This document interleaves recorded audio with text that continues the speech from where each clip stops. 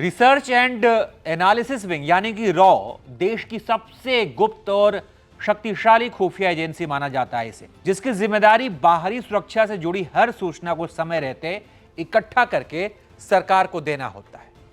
तो इस अहम एजेंसी की कमान अब पराग जैन के हाथ में सौंप दी गई है। जी हां, पराग जैन अब रॉ के नए चीफ बने हैं।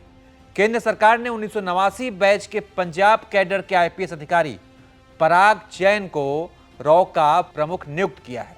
ये वर्तमान में रवि सिन्हा, जो अभी फिलहाल में रॉ के चीफ हैं, इनका कार्यकाल 30 जून 2025 को पूरा हो रहा है। पराग जैन इनकी जगह लेंगे और इनका कार्यकाल 1 जुलाई 2025 से प्रभावी होगा और वो इस पद पर अगले 2 सालों तक सेवा देंगे। लेकिन क्या आपको पता है कि रॉ में चीफ रहते हुए पराग जैन को पैसा कितना मिलेगा, यानी सैलरी कितनी मिलेगी? आइए बताते हैं। सरकार ने पराग जैन की नियुक्ति को कैबिनेट अपॉइंटमेंट्स कमेटी की मंजूरी के बाद अंतिम रूप दिया। वे इस समय रॉ में स्पेशल सेक्रेटरी पद पर कार्यरत थे और अब उन्हें प्रमोट करके एजेंसी की सबसे ऊंची जिम्मेदारी सौंपी गई है।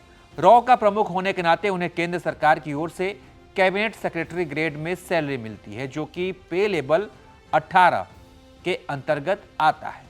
इस स्केल में सरकारी अफसर को 2.5 लाख रुपए प्रति माह की बेसिक सैलरी मिलती है।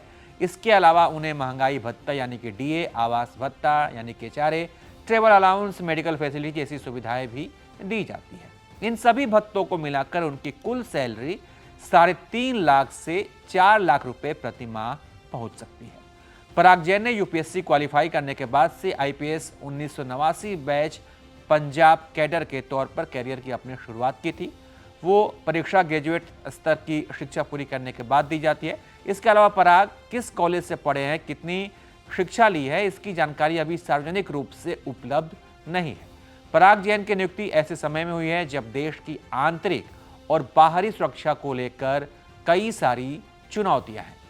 चीन, पाकिस्तान और अफगानिस्तान जैसे पड़ोसी देशों की गतिविधियों पर नजर रखने, आतंकवाद और साइबर वॉरफेयर से जुड़ी खुफिया सूचनाएं जुटाने में रॉ की भूमिका अहम रहती है।